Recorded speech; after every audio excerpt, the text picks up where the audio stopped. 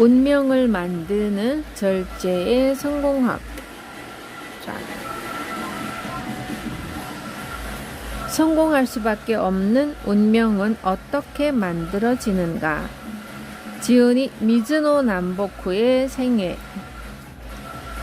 일본의 대사상가이자 운명학자인 미즈노 남보쿠는 어려서 부모를 잃고 대장장이를 하던 작은아버지 밑에서 키워졌습니다. 10살 때부터 술을 배우고 도박을 일삼으며 하루가 멀다 하고 싸움을 일으키다가 결국 18살 되던 해에 유흥비를 위해 도둑질을 해서 감옥에 가게 되었습니다.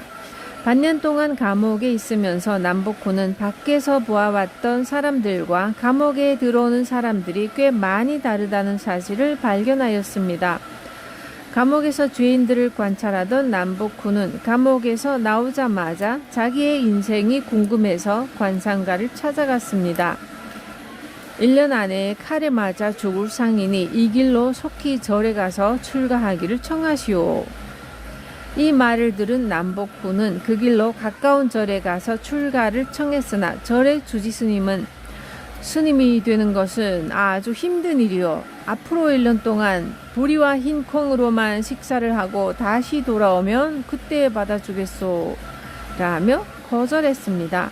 남보쿠는 바닷가에서 짐꾼으로 힘들게 일하면서도 살기 위해 보리와 흰 콩만을 먹고 술도 끊고 버티었습니다. 어울리는 무리들이 난폭하여 종종 싸움이 일어났지만 작은 상처만 입을 뿐 생명에는 지장이 없었습니다. 1년을 무사히 넘기고 출가하기 위해 절로 향하던 그는 자신의 죽음을 예언했던 관상가에게 찾아갔습니다. 남보쿠를 알아본 관상가는 크게 놀라며 물었습니다. 완전히 상이 바뀌었군요. 어디서 큰 덕을 쌓았소? 아니면 사람의 목숨을 구했소? 생명을 구한 일은 없지만 스님의 말씀 따라 보리와 흰 콩만 먹고 1년을 살았습니다. 식사를 절제한 것이 큰 음덕을 쌓았구려. 그것이 당신을 구했소. 관상가에게 죽음의 상이 없어졌다는 말을 듣고 남보쿠는 출가보다는 관상가가 되겠다는 결심을 하고 전국을 돌아다녔습니다. 처음에는 머리 만지는 사람의 제자가 되어 3년간 사람의 얼굴 모양을 연구했습니다. 그 다음 3년은 목욕탕에서 일하며 사람의 벗은 모습을 관찰했고 마지막 3년간은 화장터의 인부로 일하며 죽은 사람의 골격과 상을 연구했습니다. 이렇게 9년간의 수업을 마친 후에 관상가로 세상에 알려지게 되었습니다. 남보쿠는 상을 볼 때 좀 의심쩍으면 옷을 벗기고 채상과 골격까지도 감정하여 백발백중 틀리지 않았다고 합니다. 또 사람이 오면 일부러 거친 음식을 대접하여 어떤 식으로 대응하는지 관찰하여 운명을 판단하기도 했습니다. 그는 관상뿐 아니라 선이나 호흡법에도 따를 사람이 없었다고 합니다. 새끼손가락을 불로 태우거나 양팔뚝에 큰 뜸을 하는 것과 같은 힘겨운 수행을 하고 50일이 넘는 단식과 냉수욕도 병행했다 하니 도의 한길을 향한 집념이 무섭기까지 합니다. 남보쿠의 용모는 괴이하여 명성을 듣고 찾아오는 사람들도 실제로 그를 만나보고는 진짜인지 의심하였고 지방에 출장을 가도 가짜라고 봉변을 당하는 일이 적지 않았습니다. 그래서 자신의 용모를 묘사하는 아래와 같은 글을 각지에 내려보냈다고 합니다. 키는 작고 얼굴은 좀스럽고 입은 작고 눈은 험하게 들어갔으며 이마는 좁고 눈썹은 거의 없다. 코는 낮고 광대뼈는 높게 나와 있으며 치아는 짧고 발도 작다. 새끼손가락은 불에 탔으며 양 팔뚝에 뜸자리가 있다. 진짜 못생겼나 보다. 남보쿠는 노년에 거대한 저택에 큰 창고만 7동이 되었으나 보리 한 홉 반, 술 한 홉, 반찬은 일탕일채의 간소한 식사를 하였고 쌀은 물론 쌀로 만든 떡도 먹지 않았다고 합니다. 일본 조정에서는 대일본, 일본 중조라는 파격적인 칭호까지 받은 미즈노 남복부는 1757년에 태어나 75세까지 살았습니다.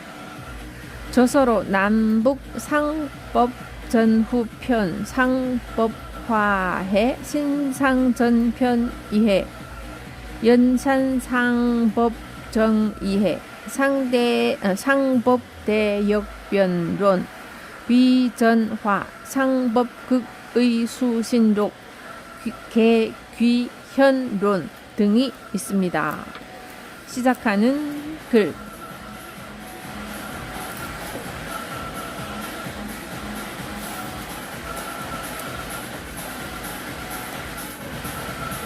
모든 성공은 스스로 인생을 절제함으로써 완성됩니다. 작은 성취에 들떠 한눈을 파는 사람에게 성공은 달콤한 맛만 보여준 채 떠나갑니다. 지위고하를 막론하고 무절제한 사람에게 성공은 뜬 구름일 뿐입니다. 나는 원래 밑바닥 인생을 살았습니다. 어떻게 보면 짐승보다도 못한 삶이었고 20살을 못 넘기고 죽을 운명까지 타고났습니다. 절제로서 간신히 운명을 가르치게 되었고 부끄럽게도 많은 제자까지 거느렸습니다. 배웠다고 하는 사람들은 내 말을 비웃을지 모르지만 절대로 그 뜻을 소홀히 여기는 일은 없었으면 합니다. 이 책을 소홀히 여기면 삶이라는 큰 길에 궁극적인 성공은 끝내 다가오지 않습니다. 크게 성공하는 사람들은 다 아는 내용으로 아직 성공하지 못했거나 꿈이 남아있는 사람들에게 인생과 성공의 이치를 전하기 위해 책을 만들었습니다. 내가 부족한 점이 많아 간혹 잘못된 논리도 있겠지만 부분적인 것에 너무 집중하지 말고 3번 읽고 책을 평가해 주었으면 합니다.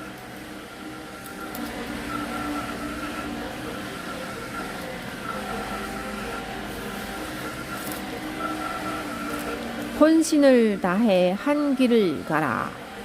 재주가 많아 다른 사람의 부러움을 받고 있으나 아직 성공한 일은 하나도 없습니다. 저에게 가장 어울리는 직업을 알려주시겠습니까?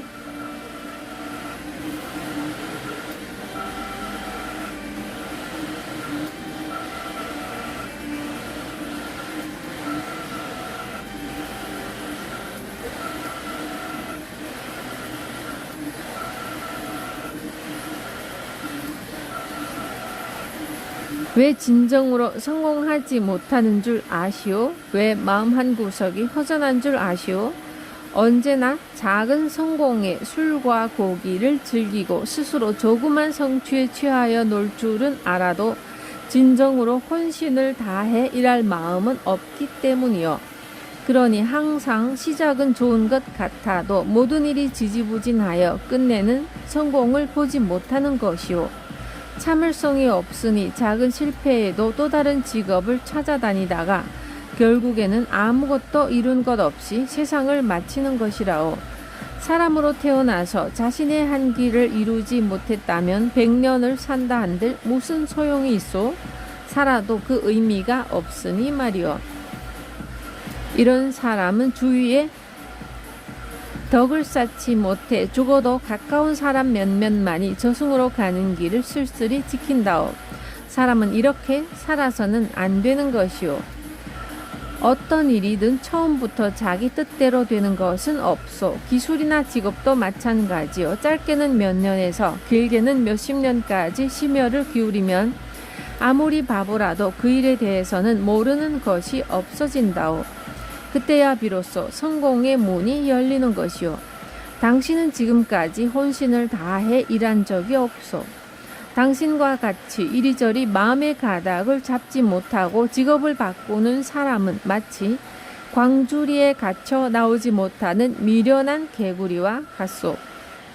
대나무 광주리는 안에서 보면 사방팔방 구멍이 다 뚫려 있으니 미련한 개구리는 자기가 그 많은 구멍으로 다 도망갈 수 있을 것처럼 생각한다오. 그래서 이 구멍으로 나가려다 안 되면 저 구멍으로 나가려 하고 또 힘들면 다른 구멍을 찾는 것이요. 당신은 미련한 개구리 같이 무수한 성공의 길들 중에서 헤매는 것이요. 그렇게 이 구멍 저 구멍 들쑤시기만 하다가 결국에는 제풀에 죽어 광주리에 그냥 갇히게 되는 것이요. 그런 식으로는 절대 성공할 수 없소. 그렇게 살다가는 결국 고생만 하다 인생을 마치게 될 것이요.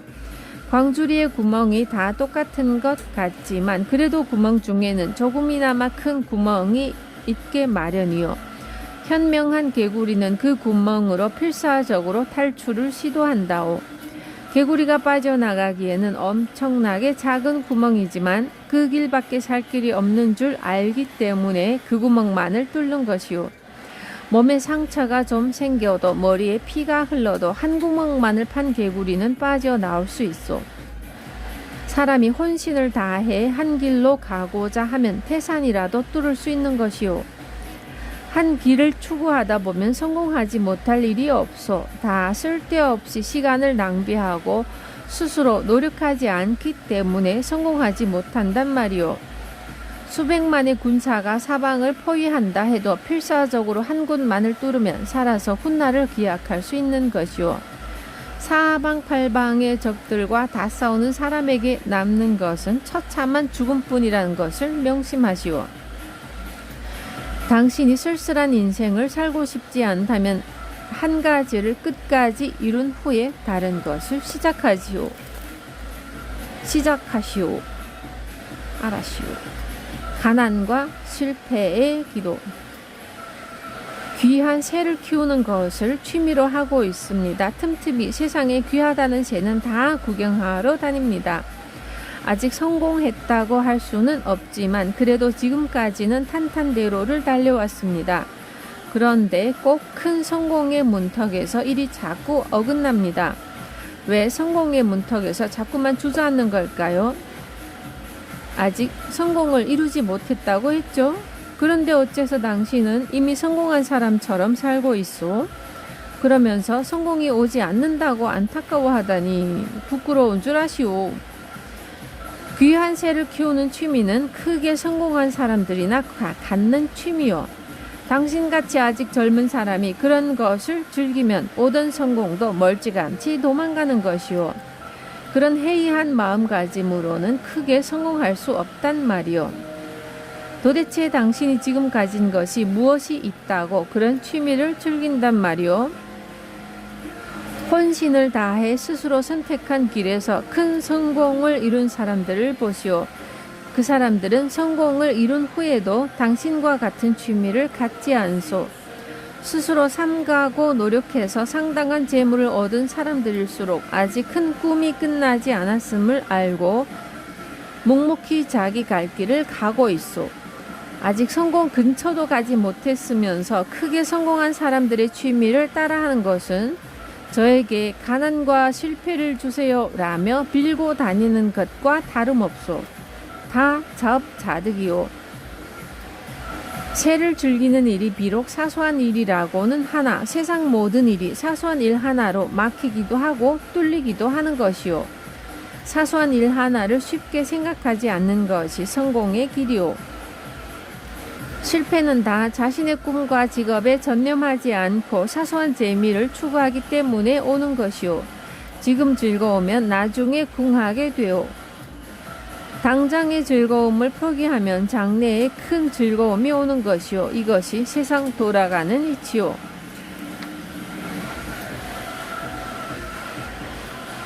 큰 뜻을 이루기 전에는 시련이 온다. 지금까지 성공하기 위해 절제하며 살았습니다. 그러나 요즘 와서 운이 점점 나빠져서 아주 가난하게 되었습니다. 운명이라는 것이 성공과 실패가 정해져 있어 운이 좋은 사람은 절제하지 않아도 되고 운이 나쁜 사람은 절제해도 실패하는 것입니까? 당신은 절제함으로써 더욱 큰 꿈을 이룰 것이요. 큰 꿈을 이루기 전에는 하늘로부터 시련이 내릴 수도 있소. 하늘이 시련을 내리는 이유는 당신이 이루고자 하는 큰 뜻을 더욱 단단하게 하려 함이요. 대인은 어떤 시련에도 아랑곳하지 않고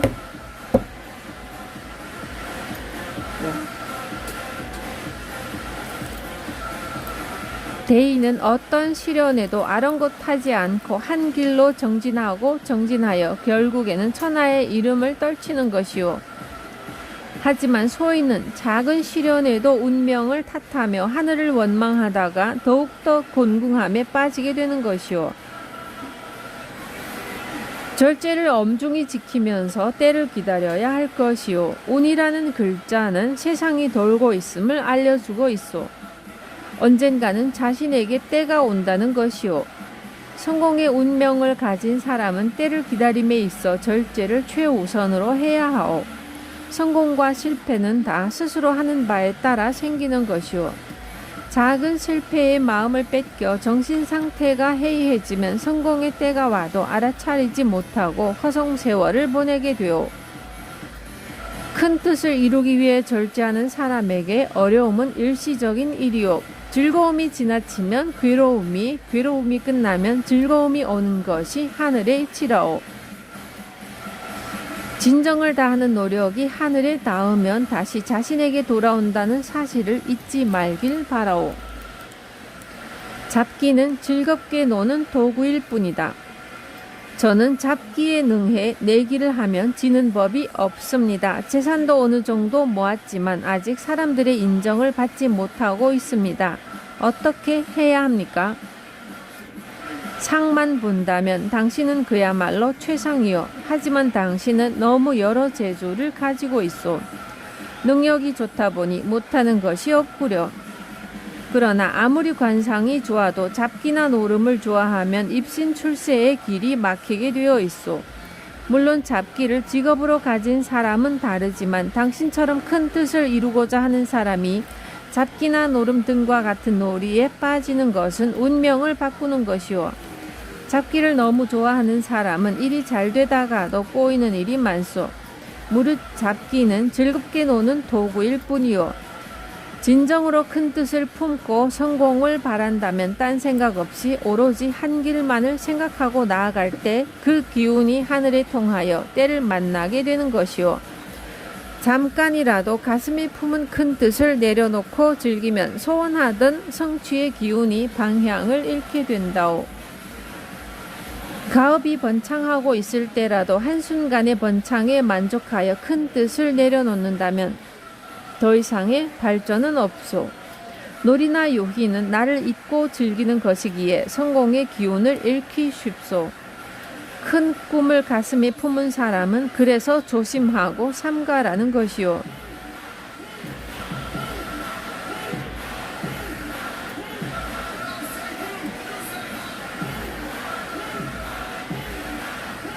이미 부자가 되고 어느 정도 성취를 이뤘다 하더라도 매일매일 가업에 부지런히 종사하고 가업이 내일 어떤 방향으로 나아갈지 궁리하시오.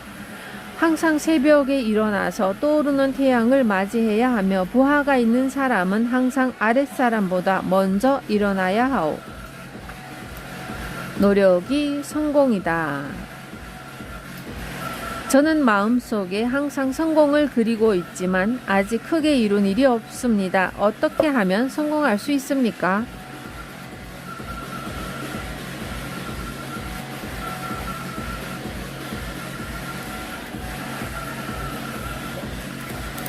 언제나 성공하려는 마음만 있고 그 행동이 따르지 않으니 지금대로라면 평생 성공할 수 없소. 성공 여부는 자신이 얼마만큼 스스로를 다스리느냐에 달려 있어. 항상 모든 일에 겸손하지 않으니 성공이 따르지 않는 것이오.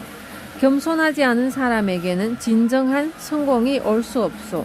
만약 그런 마음가짐으로 입신출세를 했더라도 일시적인 성공이므로 오래가지 못하오. 모든 사람에게 겸손하고 자신에게는 엄격한 교율을 만들어 노력하면 성공의 길이 열릴 것이오. 10명의 노력을 하는 사람에게는 10명만큼의 성공이 따를 것이고 10명보다 더 많은 노력을 하는 사람에게는 그에 맞는 성공이 돌아간다오. 만인보다 더한 노력을 하는 사람은 어떻게 되겠소? 만인을 뛰어넘는 출세를 하는 것이오.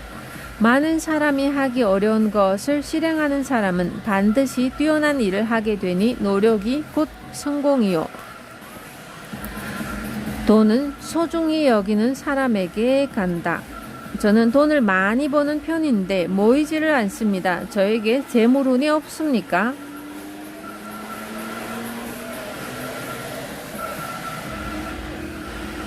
당신은 돈을 소중하게 생각하지 않는구려. 돈을 소중하게 생각하지 않으면 가졌던 재산마저 흩어지게 되는 것이요. 돈이라는 것은 밤낮을 가리지 않고 천하를 돌아다니면서 세상 모든 것을 이어주는 역할을 한다오. 세상 구석구석을 돌아다니는 돈을 내 수중에 머물게 하려면 그 많고 적음에 상관없이 돈을 소중히 생각해야 하오. 돈을 모으고 싶다면 아주 적은 돈이라도 헛되게 사용해서는 안 되오. 돈이 나갈 때는 마음속으로 다시 내게 돌아와서 오랫동안 머물기를 바라야 하오. 돈을 쓰지 말라는 것이 아니라 귀하게 쓰라는 뜻이오. 돈이라는 것은 원래 세상을 돌아다니는 것이니 언젠가는 나에게 돌아오게 되어 있어. 사람도 자신을 소중히 여기는 사람은 다시 만나고 싶은 법이요. 돈도 소중히 여기면 다시 돌아온다오. 돈을 소중하게 여기면 가난할 운명이라도 부를 얻게 되는 것이요. 아무리 적은 돈이라도 돌처럼 함부로 굴리면 그 돈은 다시 돌아오지 않는 것이요. 내가 보아온 가난한 사람들은 모두 적은 돈을 소중히 여기지 않는 사람들이었소. 재물이 오래가는 사람은 다 재물을 아끼고 소중하게 생각하기 때문이라오.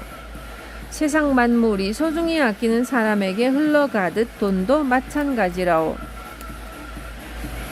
줄어야 다시 찬다. 저는 젊을 때 크게 부자가 되었습니다. 그런데 지난 몇 년 전부터 해마다 큰 손실을 입고 있습니다. 특히 올해 들어서는 되는 일이 하나도 없습니다. 어떻게 해야 이 상황을 극복할 수 있습니까? 당신은 젊을 때 이미 복을 다 받았소. 하늘로부터 받은 복이 더 이상 채울 곳 없이 다 차버렸던 것이요. 복이란 가득 차면 줄어드는 것이 있지요. 비워야 채울 수 있는 것이라오. 스스로 줄이지 않으면 하늘이 자연스럽게 복을 줄이게 되어 있소.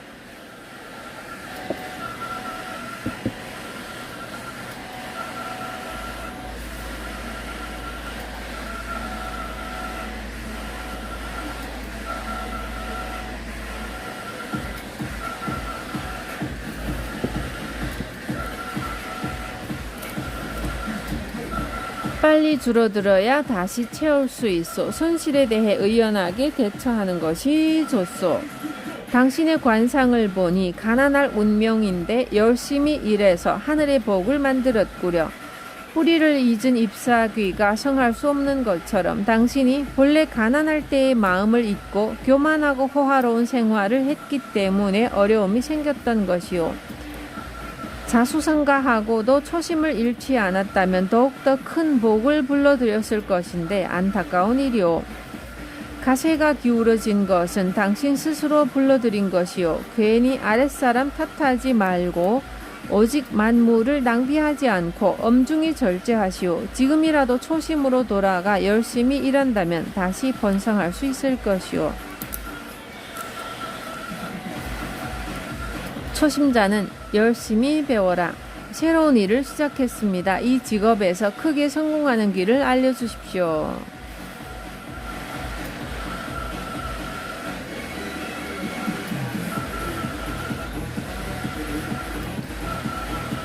항상 선배나 윗사람을 공경하고 겸손해야 합니다. 선배의 덕을 중히 여기는 것이 정도입니다. 새로 시작한 사람은 열심히 배우는 것이 본분입니다. 본분을 잊지 않는 것이 출발점입니다. 본분을 아는 사람이 교활하거나 불성실할 수 없습니다. 배우는 사람이 약삭빠르고 술과 음욕을 즐기면 성장 가도에 있다가도 나락으로 떨어집니다. 성공하길 바란다면 선택한 직업에 전념하고 생활을 엄중히 절제해야 합니다. 쾌락을 성공과 바꿀 때 크게 성공할 수 있습니다.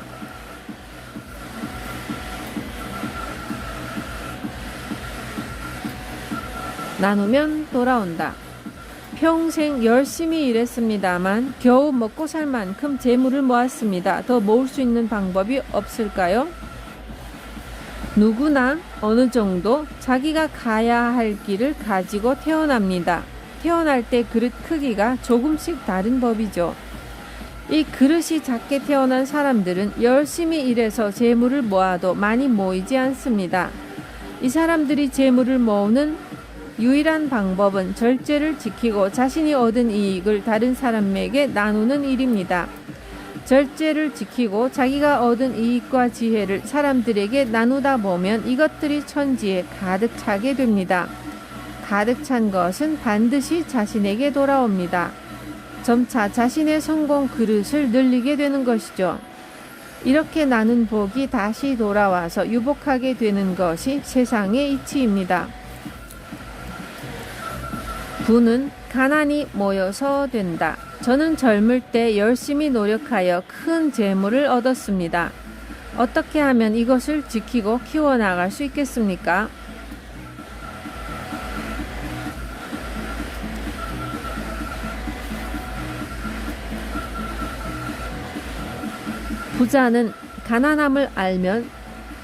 부자가 가난함을 알면 재물의 시작과 끝을 다 아는 사람이므로 망하는 일이 없습니다. 이렇게 복을 불러들인 사람은 아랫사람에게 인자하고 윗사람에게 공손합니다. 절대로 교만하지 않기 때문에 가세가 기우는 일은 없습니다. 부귀는 사방에 가난이 모여서 생기는 것입니다. 가난한 사람이 많고 부귀한 사람이 적은 이치가 바로 이것입니다. 가난이 부귀의 근본이니 성공하고자 하는 사람은 가난함이 그 근본임을 명심하며 살아야 합니다. 부귀뿐 아니라 세상 모든 것이 미천함을 근본으로 합니다. 임금도 자신보다 미천한 신하가 임금으로 깎듯이 모실 때 올곧은 임금이 되며 가난한 백성이 자신의 근본임을 잊지 않는 임금에게 환난은 없습니다. 미천했을 때를 잊지 않고 아랫사람을 대하면 자연스럽게 부귀는 늘어납니다. 아랫사람을 자식같이 생각하면 아랫사람 또한 최선을 다하는 것이 세상의 이치입니다. 아랫사람이 힘들 때는 여동생을 대하듯 위로하고 병이 들었을 때는 자식같이 품어 보살피고 항상 위아래 구별 없이 사랑을 실천해야 합니다. 자신은 절제를 위해 술을 금하고 있다 해도 아랫사람들까지 똑같은 절제를 시켜서는 안 됩니다. 절제는 오직 자신만이 할 수 있다는 것을 명심해야 합니다. 혹시 아랫사람에게 음식을 베풀더라도 자신은 새끼 식사 외에는 먹지 않는 절제 생활을 하면 지금보다도 더 크게 가운을 일으키게 될 것입니다. 검소와 인색은 다르다.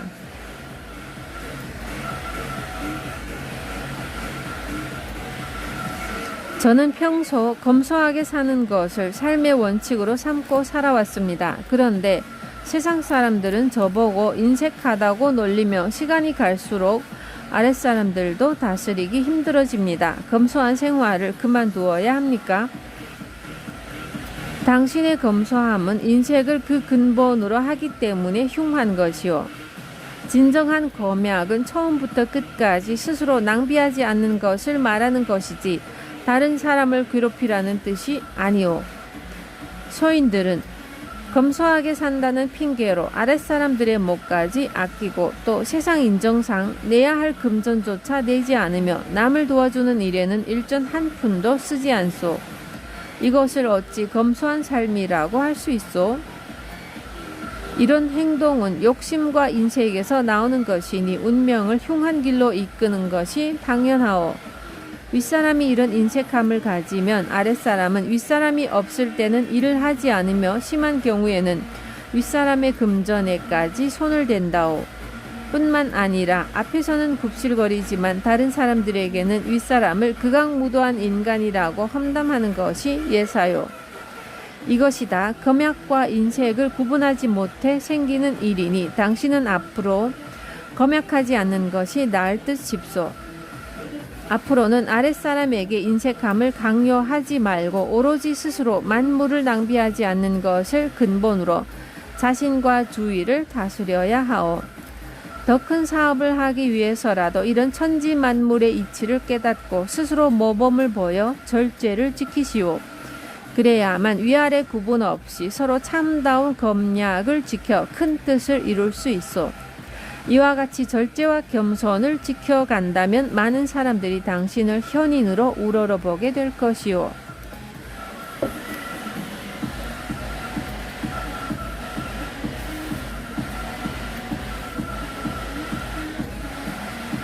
부하를 그림자처럼 아껴라.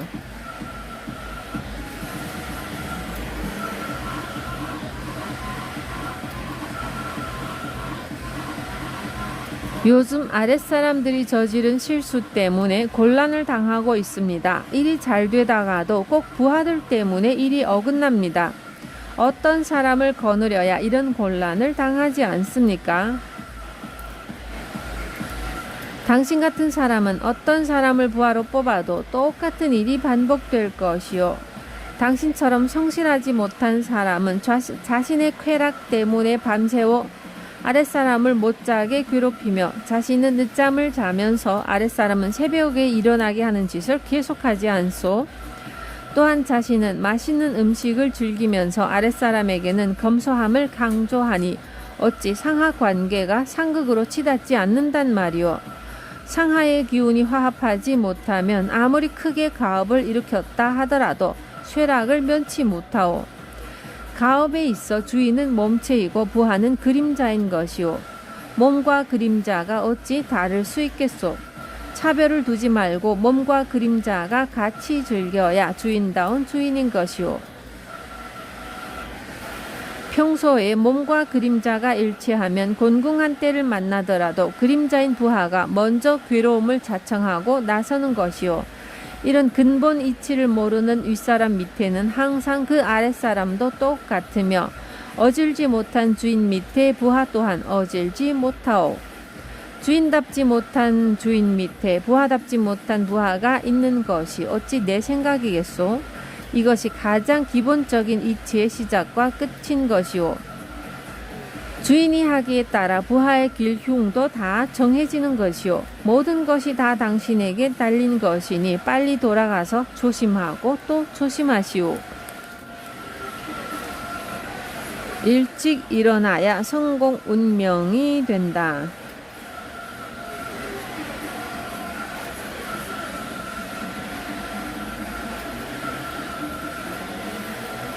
아침에 일찍 일어나면 성공할 운명으로 바뀐다고 하셨는데 이유는 무엇입니까? 운이라는 것은 기에 따라 움직입니다. 그래서 운명을 운기라고 부르기도 합니다.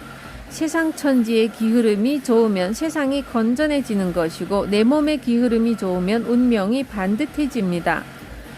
해가 뜬 이후에 일어나는 사람은 아무리 관상이 좋아도 운명이 온전하게 돌아가지 못합니다. 해가 솟아오를 때의 기운은 성공의 기운이며 그 기운을 받지 못하면 온몸의 기가 제대로 돌지 못합니다. 그래서 아침에 늦게 일어나는 사람들은 건강이 좋지 못한 것입니다. 아침에 태양의 기운을 받지 못하면 하늘로부터 받고 태어난 원기가 약해지고 마음도 옳지 못한 곳에 머물게 됩니다. 아침에 일찍 일어나는 사람과 늦게 일어나는 사람의 정신 상태 또한 같을 수 없습니다. 몸과 마음이 다 온전치 못하니 성공의 근처도 갈 수 없습니다. 늦잠을 즐기면 평생의 반은 누워서 보내고 나머지 반은 이것저것 먹는 것을 찾아다니느라 소비하는 것과 다름없습니다. 그런 일에 시간을 다 보내고 얼마 남지 않은 시간 동안 죽자 살자 일해봤자 무엇을 이뤄낼 수 있겠습니까? 아침에 늦게 일어나는 사람 중에는 밤에 무엇인가를 하는 사람이 많은데 이것이 다 쓸데없이 밤을 새우는 것입니다. 밤은 음의 시간이라 자야 하는데 깨어있고 태양이 뜬 양의 시간에는 자고 있으니 음양을 도적질하는 셈입니다. 해가 벌써 중천인데 오밤중처럼 잠만 자고 남들이 다 일어나서 일을 할 때야 일어나서 일을 하려니 손에 잡히는 일이 없는 것이 당연합니다. 이런 사람은 그럭저럭 아침 시간을 때우고 점심밥을 먹고서야 일을 시작하니 운이 좋아질래야 좋아질 수 없습니다. 자연의 이치에 어긋나는 생활을 하면 자연은 응당한 대가를 돌려주는 법입니다. 아침에 일어나서 태양의 기운을 받고 열심히 일하는 것이 운명을 개척하는 길입니다. 성공할 운명을 갖고 태어났더라도 아침에 일찍 일어나야 합니다. 이것은 귀천을 막론하고 실행해야 합니다. 늦잠을 삼가고 일찍 일어나 직업에 전념하는 것이 곧 성공의 길입니다.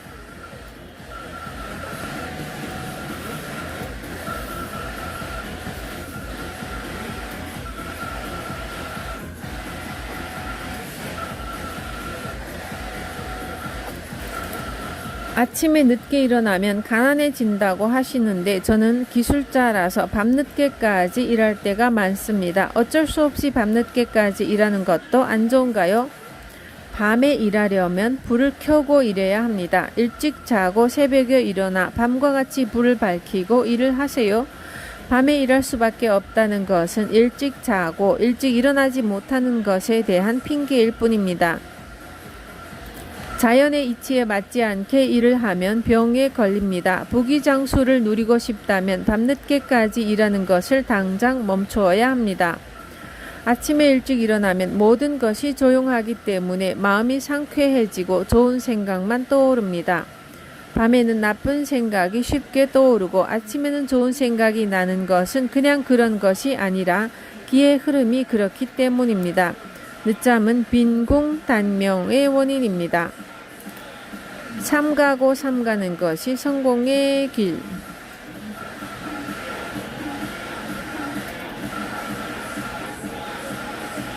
저는 상인입니다. 여기저기서 관상을 보면 꼭 성공할 운명이라고 합니다. 그런데 아직 재물 모은 것도 변변치 않고 매년 큰 고생에서 벗어나지도 못하고 있습니다. 고관대작 중에 모르는 사람이 없고 귀한 사람들과도 많이 사귀는데 아직 저에게 성공의 때가 오지 않았습니까?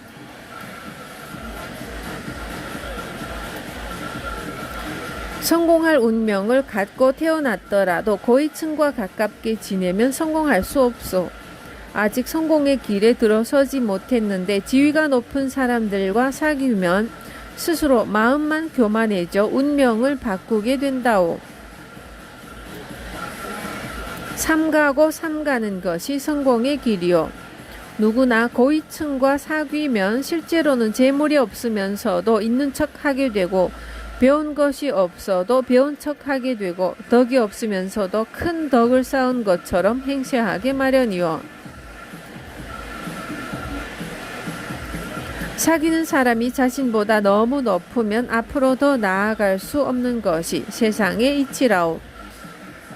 마음이 이미 높은 곳에 올라가 버렸으니 무의식 중에 더 이상 올라갈 노력을 하지 않는 것이요. 결국 하늘이 준 덕이 높아도 이렇게 스스로 깨버리니 성공할 수 없는 것이라오. 당신이 고위층과 사귀는 것을 아는 사람들이 지금은 당신을 존중할 것이요. 당신의 기세가 당당하니까 이를 두려워해서 존중하는 척 하는 것이요. 어찌 이것이 참된 성공의 길이겠소. 모든 인연이 만나면 헤어지는 것처럼 고위층과의 교제도 언젠가는 끝날 것이요. 그때 가서는 무엇을 가지고 그 위세를 유지할 것이요. 진정으로 성공을 바란다면 당장 고위층과 사귀는 것을 그만두시오. 대신 지성으로 동료를 위하고 아랫사람을 사랑으로 보살피는 것에 온 힘을 기울이시오. 절대 아랫사람에게 교만해서는 안 돼요. 이와 같이 지금까지와 다른 삶을 살면 당신은 운명대로 크게 성공할 것이오. 하지만 선생님, 옛말에 사람은 그 사귀는 사람을 보면 알 수 있다고 했습니다. 이 말이 맞다면 고위층과 사귀어서 성공 못할 이유가 없지 않습니까? 마음이란 흐르는 물을 그릇에 담는 것과 같소. 좋은 사람과 사귀면 마음이 저절로 좋아지는 것처럼 고위층과 사귀면 마음이 저절로 고위층과 같아지게 된단 말이오. 다시 말하면 그릇은 작은데 물이 넘치니 자연히 교만한 마음이 생기게 되는 것이라오. 당신과 같은 사람이 고위층과 계속 사귀면 당신의 마음이 당신의 현실을 감당하지 못하오. 세상이 아주 어지러울 때는 고위층과 사귀는 것이 일시적으로 성공의 길처럼 보일 때도 있어. 그러나 이것도 잠시뿐. 자신의 분수를 모르고 자꾸 윗사람을 통해 무엇인가를 이루려 하게 된다오. 사람을 잘못 사귀면 운명을 크게 해친다오. 자연은 생명 공동체. 저는 젊을 때 열심히 일하여 조그만 성공을 이루었습니다. 그런데 얼마 전 정원에 연못을 판 이후부터 집안에 좋지 않은 일이 끊이지를 않습니다. 이유가 무엇입니까? 마당 넓은 집에 사는 것을 나쁘다고 할 수는 없지만 그곳에 연못을 파거나 언덕을 만들면 운이 크게 나빠집니다. 아직 성공의 문턱에 있으면서 연못을 파고 정원을 화려하게 꾸미면 앞으로 당신의 앞길에 연못과 언덕이 놓이게 됩니다.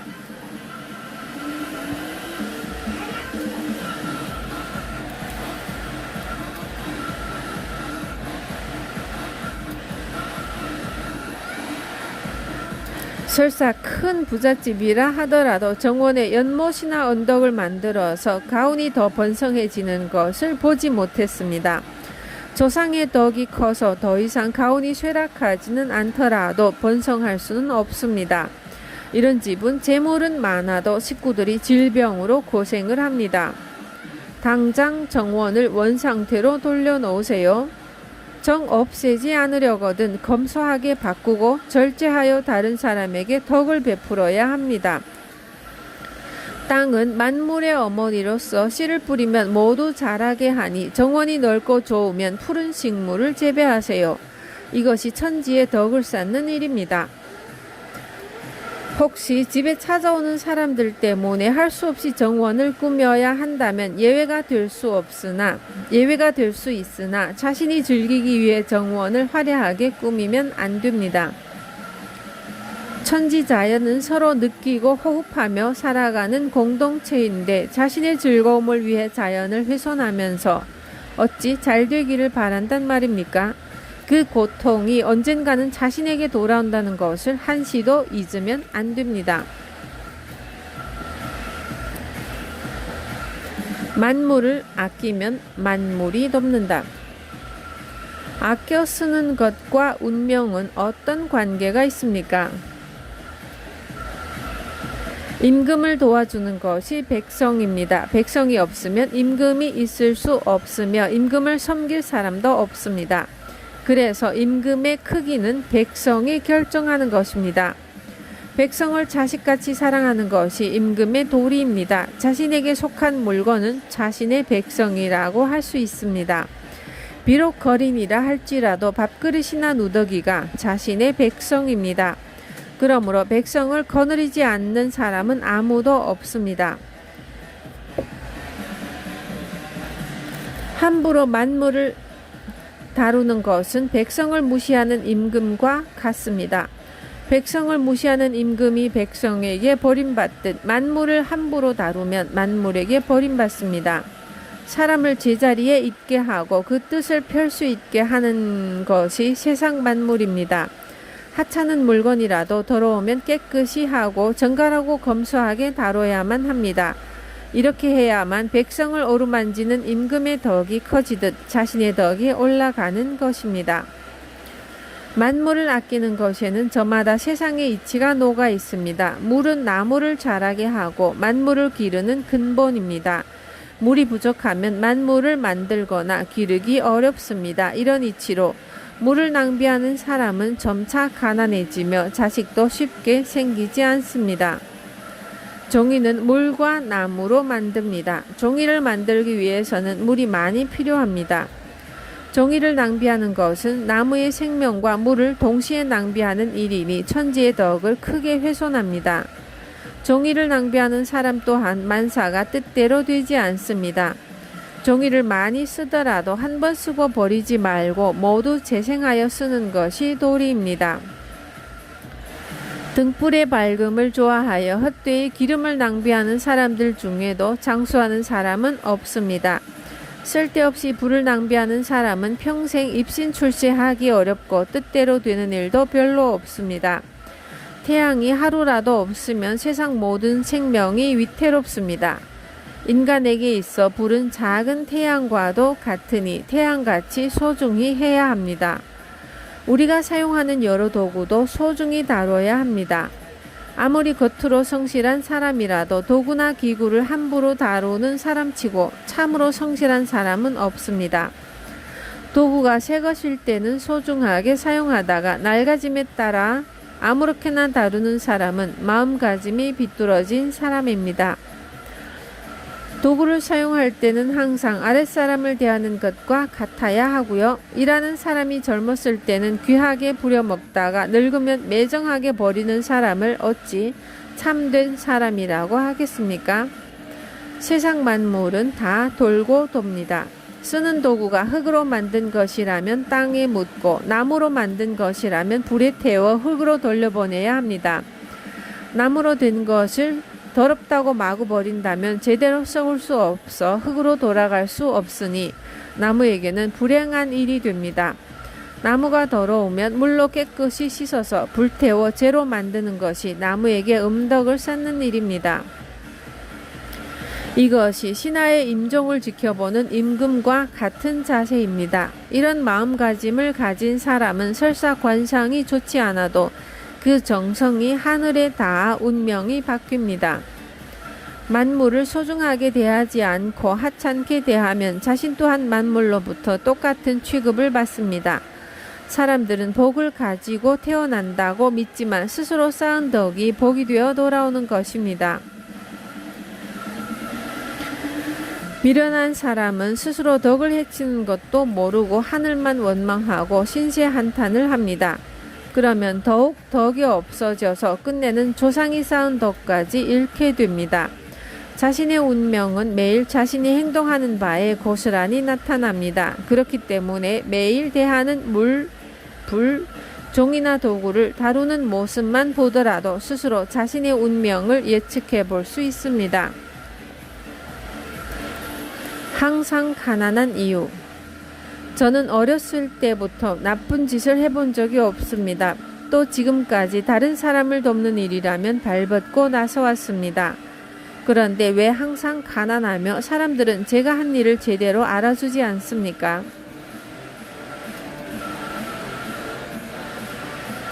사람들에게는 착하게 대할지 몰라도 세상 만물을 함부로 대하기 때문이요. 세상 만물이 아무 뜻 없이 그 자리에 있는 것 같아 보이지만 세상 모든 것에 귀하지 않은 것이 없소. 아무 물건이나 함부로 낭비하고 물자가 귀한 것을 모르면 결국은 그 화가 자신에게 돌아온다오. 지금처럼 낭비하면 앞으로 사람들에게 버림받는 것은 물론이고 세상 모든 것들에게서 버림받을 것이오. 사람만 소중히 여긴다고 성공을 이룰 수 있는 것이 아니오.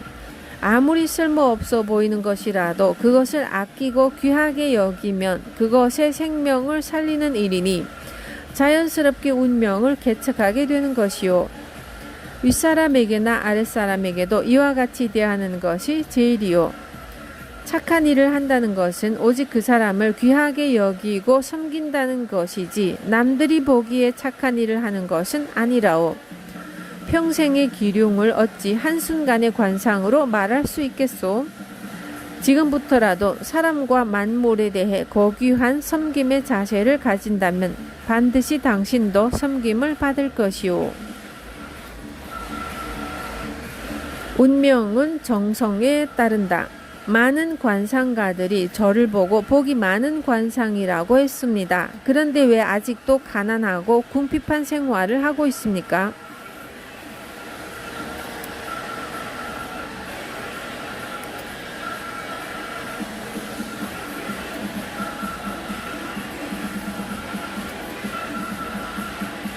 운명의 길흉은 정성에 따라 달라집니다. 마음이 성실하지 못하기 때문에 궁핍한 생활을 계속하는 것입니다. 좋은 운명을 타고났더라도 마음이 성실하지 못하면 운명은 나쁘게 바뀝니다. 운명은 살아있습니다. 만약 좋은 운명으로 태어난 사람이 무조건 행복하게 산다면 관상을 볼 이유가 없습니다. 설사 부자의 관상을 했더라도 성실하지 못하면 가난한 관상과 다름없습니다. 반대로 가난한 관상으로 태어났더라도 성실함에 따라 복을 불러들일 수 있습니다. 어떻게 마음 먹고 행동하느냐에 따라 관상은 변합니다. 그렇기 때문에 제가 기륭을 말하기보다 심신을 다스리라고 충고하는 것입니다. 기륭을 중요하게 말하는 운명학자들은 아직 경험이 부족해서 그렇습니다. 왜냐하면 사람들은 좋은 일이 일어날 것이라고 말하면 그 말만 믿고 노력하지 않아 좋은 운명을 나쁘게 바꿔버리기 때문입니다. 심지가 굳은 사람도 좋은 운명을 타고났다고 하면 기분이 좋아지는 것이 인지상정입니다. 관상을 물어볼 때도 기륭을 묻지 말고 어떻게 살까를 묻는 것이 옳습니다. 만약 자신이 가난할 운명을 타고났다고 생각이 들면 그때부터라도 만물을 소중히 여기고 성실하게 생활해야 합니다. 이렇게 덕을 쌓고 노력하는 사람은 가난하고 병에 걸릴 운명이라도 부귀하고 건강하게 살게 됩니다. 운은 누구에게나 있다. 젊을 때부터 운이 없어서 고생만 하고 살았습니다. 저에겐 언제쯤 운이 따를까요? 당신뿐 아니라 세상의 많은 이들이 운이 없다고 하늘을 원망합니다. 그러나 운은 있고 없음과 좋고 나쁨의 경계가 없습니다. 사람의 운이라는 것은 우리 몸의 기운에 따라 달라집니다. 태양이 하늘을 순행하듯 몸에도 천지의 기운이 순행합니다. 이것을 운이라고 합니다. 사람은 하늘의 뜻으로 그 신체가 생깁니다. 그래서 운이 명이 되는 것입니다. 귀천을 불문하고 사람은 다 하늘로부터 운을 받아서 삽니다. 운에 따라 명이 달라지기 때문에 천운이 다하면 명도 없어집니다. 죽는다는 것은 기운이 몸을 떠나는 것을 말합니다. 그러므로 사람이 살아있는 동안에는 항상 운은 내 몸 안에 있는 것입니다. 운은 항상 몸에 깃들어 자연의 이치와 함께 돌아가므로 마음가짐과 몸가짐이 올바르면 좋은 운이 되고 그렇지 않으면 나쁘게 됩니다. 먼저 마음가짐과 몸가짐을 제대로 하면 절대로 운이 나빠 고생하는 일은 없을 것입니다.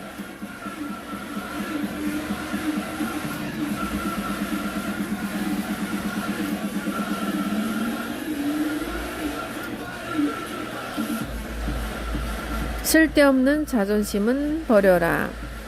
저는 일찍 성공하여 많은 사람들의 부러움을 받아왔습니다. 어떤 일을 해도 그 능력을 인정받았으나 근래에 큰 실패를 겪은 후에 완전히 주저앉았습니다. 어떻게 해야 합니까?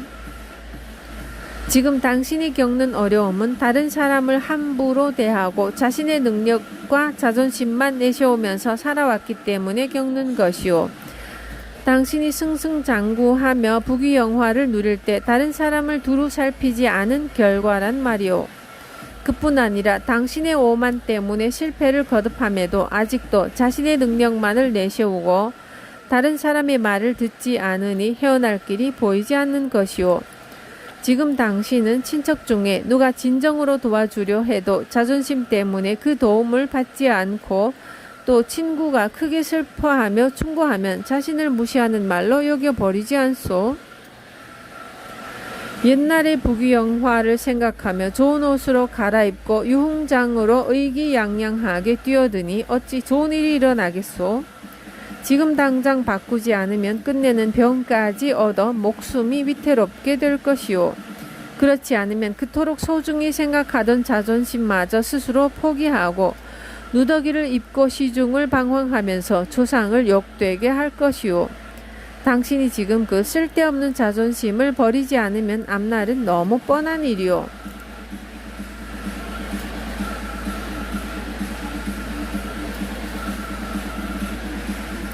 천하의 스승이 되는 법. 학자로서 명성은 있지만 아직 덕자라는 소리는 못 들었습니다. 어떻게 해야 덕자가 될 수 있습니까?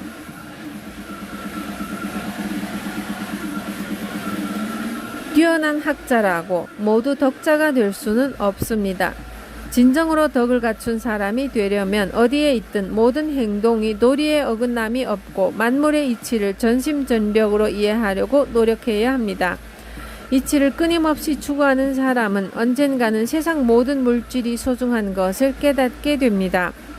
살아있는 것이든 죽은 것이든 세상 만물 중 어느 것도 하찮은 것은 없습니다. 이것을 깨달은 사람은 삼가고 삼가기 때문에 자연스럽게 온 세상에 덕을 쌓게 됩니다. 덕자의 주위에는 세상 사람들이 그 덕을 흠모하여 모이고 따르기 때문에 마침내 천하의 스승으로 불리게 됩니다. 태생이 좋지 않고 원래 소인의 기질을 갖고 태어났더라도 덕을 쌓는 일을 게을리하지 않으면 학식이 높지 못해도 스스로 큰 사람이 될 수 있습니다. 자신의 능력으로 만물의 이치를 얻을 수 있다고 생각하는 사람은 절제하지 못하여 낭비를 일삼고 술과 고기와 음욕에 빠져 지내기도 합니다. 또 교만하여 남의 의견을 듣지 않고 마음대로 행동하고 자신의 성공이 대단한 것처럼 세상 사람들을 현혹시키기도 합니다. 이런 사람은 사람 관계에 있어서도 한없이 다른 사람을 무시합니다. 자신은 비단 옷을 입고 가진 척해도 세상 사람들이 그 사람을 누더기 옷을 입은 거지보다 못하게 보고 앞에서는 아첨을 해도 뒤에서는 욕을 합니다. 누구나 천지의 이치를 깨닫지 못하고 나중에 늙어서 비단 옷을 입은 거지꼴이 됩니다. 부디 지금처럼 열심히 정진하여 큰 덕자가 되길 빕니다. 누구의 도움을 받을 것인가? 요즘 병이 끊이지를 않습니다. 점점 경제 사정도 어려워지는데 주위 친척들은 부자이면서도 도와주지 않습니다. 너무 야속합니다. 어떻게 해야 합니까?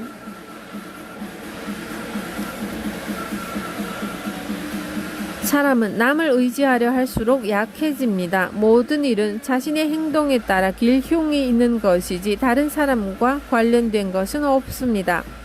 일부러 도와달라고 하지 않아도 세상에는 나를 지켜주고 도와주는 사람이 많습니다. 군대가 우리의 안위를 지켜주고 농민들은 곡식을 생산해 우리를 먹여주며 기술자들은 내가 필요한 것들을 만들어줍니다.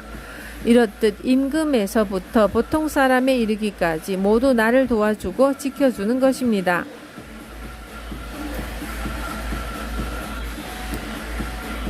지위고하를 막론하고 세월을 허비하고 편안함을 즐기며 만물을 허비하는 사람은 마침내 당신처럼 오장의 병이 들어 가난하게 됩니다. 날 때부터 병이 많고 허약한 것이 아니라 스스로 그렇게 만든 것입니다. 남을 의지하고 야속해 하기 전에 오로지 음식을 절제하고 검소한 생활을 실천하세요. 그러면 병은 저절로 낫고 경제적으로도 좋아질 것입니다.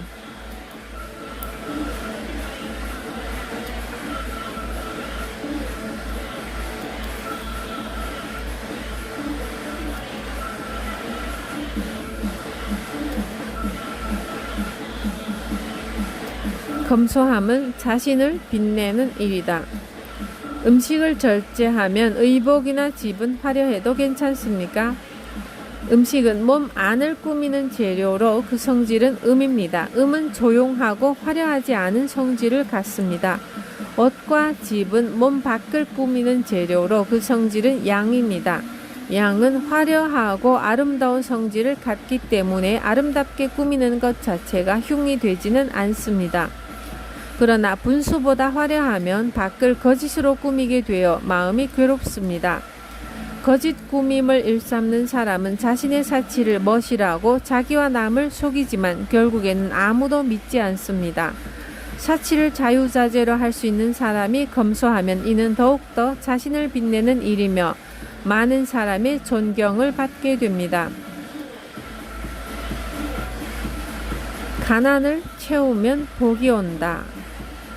가난을 다 채우면 복이 온다. 저는 어디 가서 관상을 봐도 굶어 죽을 것이라고 합니다. 그런데 지금까지 잘 살지는 못해도 그럭저럭 돈 걱정은 안 하고 삽니다. 이유가 무엇입니까? 극도로 가난한 운명을 타고났더라도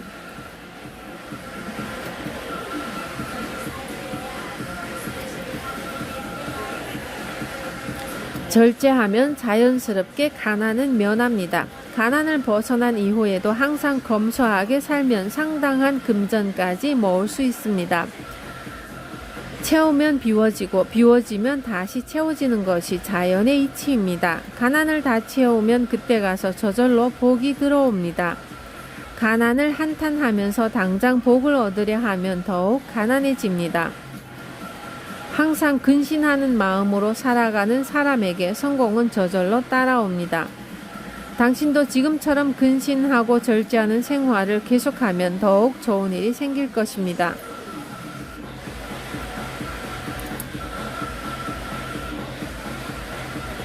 음식 말고 성공을 즐겨라.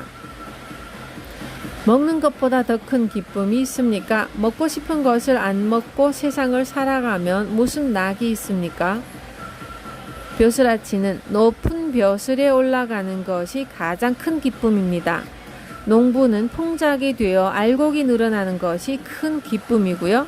기술자는 자신의 기술이 세상 누구보다 뛰어난 것이 가장 큰 즐거움입니다. 상인은 장사가 번창하여 큰 가업을 이루는 것이 기쁨입니다. 어찌 먹는 것 같이 하찮은 것을 이런 기쁨에 비유할 수 있습니까? 만약 당신이 이런 것들이 즐겁고 기쁘지 않다면 음식으로 그 기쁨을 찾아도 될 것입니다. 음식을 즐기기 전에 먼저 성공을 즐기세요. 성공한 다음에 음식을 즐겨도 늦지 않습니다. 성공하기 전부터 음식의 즐거움을 다 즐기면 늘 하늘로부터 빈천이라는 괴로움을 받게 됩니다.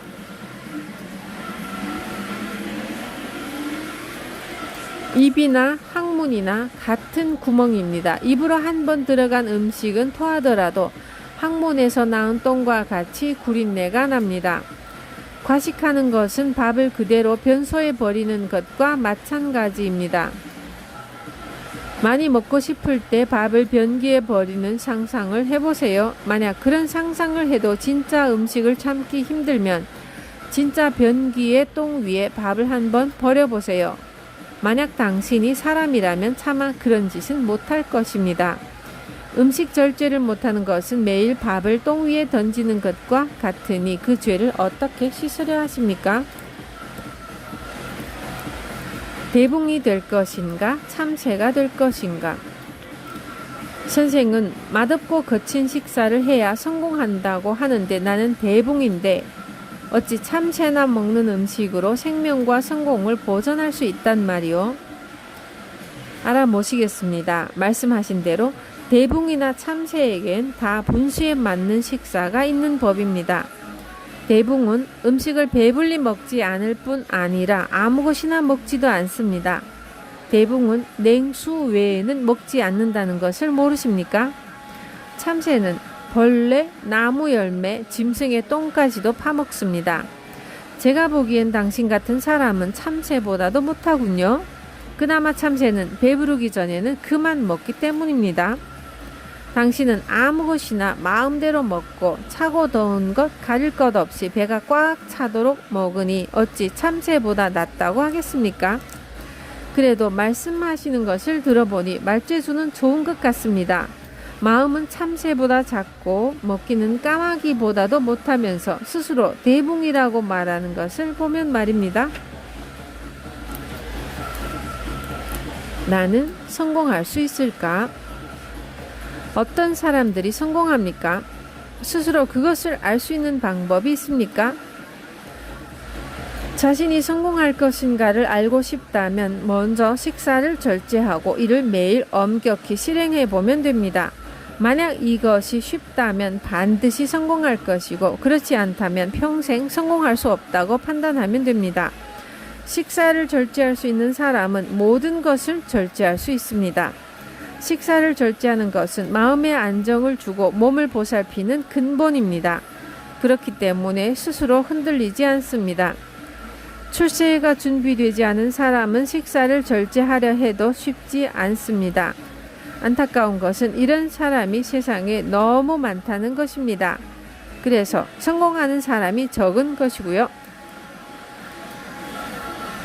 불규칙한 식사는 운명을 바꾼다. 음식을 적게 먹더라도 일정한 시간에 먹어야 합니다. 식사 시간이 불규칙한 사람은 관상이 좋아도 운명이 흉한 길로 들어섭니다. 이런 사람은 일이 잘 되다가도 벼랑간에 안 좋게 되고 희망이 보이다가도 천길 낭떠러지로 떨어집니다. 평생 걱정이 떠날 날이 없으며 계획한 것도 제대로 되지 않습니다.